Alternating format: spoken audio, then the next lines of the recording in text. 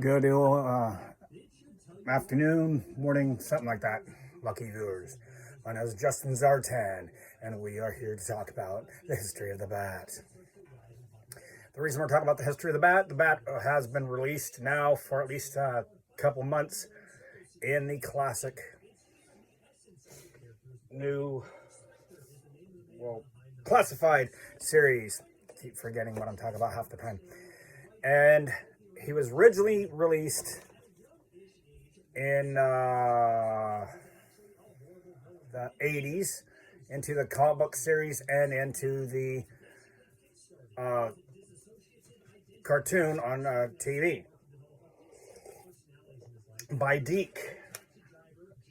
Here's my original bat from when I was young. He has a couple of paint scrapes, but he has his original sticker.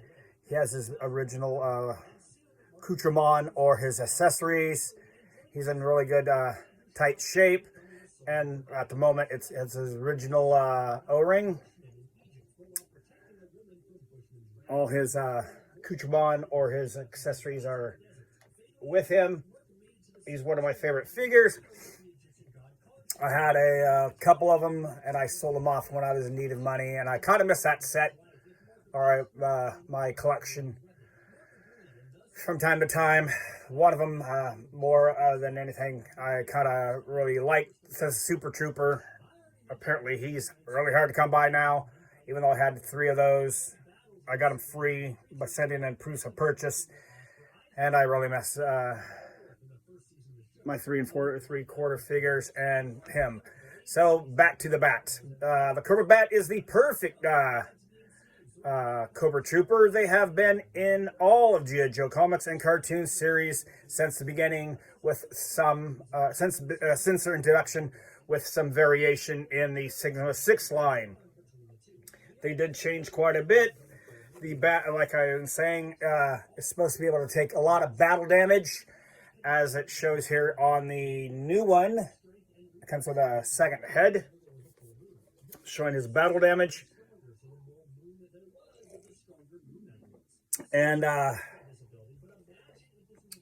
but doesn't show any battle damage on the body other than his chest plate. I don't understand why they came with a chest plate. The new one does not come with a hologram like the original did. It's to show his internal workings. The backpack does not look like the original. The original backpack looked like it was a little bit wider. And you can all 3 accessories in there. You have his blowtorch. You have his laser rifle or laser hand, blowtorch, laser hand, and his clamp hook. Bing, bing, bing. Then the second version of the bat, he came with the same, he came with bright colors like they did back in the 90s. This is my second one.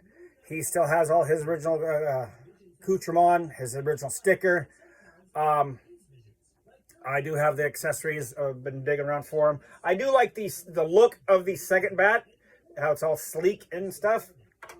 Here is the 25th anniversary bat from that line. As you can see, the backpack is bigger, but you can only hold 2 accessories. The other one clips onto his belt. They did some brushing on him to show off his detail. There's no holographic sticker. The new one from the classified series, I'm looking at it. It shows the bigger backpack, but instead of having to clip some accessory to his belt, they have some little side piece, which kind of reminds me, like I said, of the version 2 of the bat, where on that one he had a rocket launcher. He comes with, like the original bat, he has a clamp, he has a laser rifle or laser hand, and a blowtorch with a cover. This one the new one comes with a pistol. All the cool, what the hell are you doing? All the cool artwork on the side showing his battle damage, showing battle damage on the front, battle damage on the side. the different figures on the back, like a makeshift file card and number 33. We all know that the number 42 is the answer to the universe. Back onto the bat. From the creation of the bat till the end of the line of the O-ring figures, there was 24 variations. There have been Infernal Bats, Sky Bats. The Sky Bat was from the Sigma 6 line. There was the Infernal Bat, which was from the O-ring line. He was all red, where you could see through some parts. And there was the Bat, B.A.T, which was from the space line of the original figures. No O-ring on that guy. That was cool. I never got, I fell out of collecting around that time, which, and then I got back into collecting G.I. Joes, which is really sad, I think. Being since that's kind of like where the most the pricey figures are around that time, like the Alley Viper of that time. I've seen going for a crazy price. On my wall, you can see I have the Bat. I have a 25th century Bat. I have some other great things.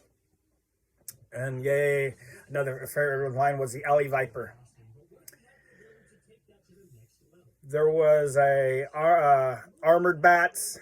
There was the they were led by at one time before the apparent cancellation of the O-ring line. There was supposed to be a bat uprising. All the bats at this time were led by what was his name? Cyborg Overkill. Two versions of Overkill. We'd have to get into that some other time. There was the all robotic Overkill, which apparently, when they introduced the Cyborg Overkill, was a way for, in case anything happened to one of his bodies, he could download all his memories and his functions into a robotic Overkill. In a way, that's before the cancellation of the O-ring series and the comic books. They were supposed to do that. They kind of did that in the newer series by Dark Horse. Is it No, it's not Dark Horse. It's IDW. And they changed it to they were ninjas that, I don't know. You'd have to read that line.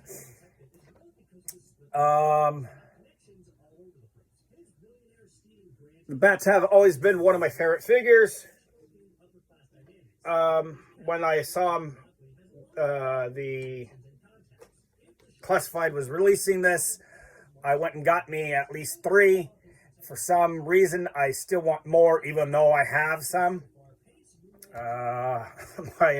One of my friends said, "That's because you're a guy. You always want more." Like I said to her, I said, "I got tools. I want more tools." She says, "That's because you're a guy and you want more things." I guess a bat is kind of like a tool, and I want more bats.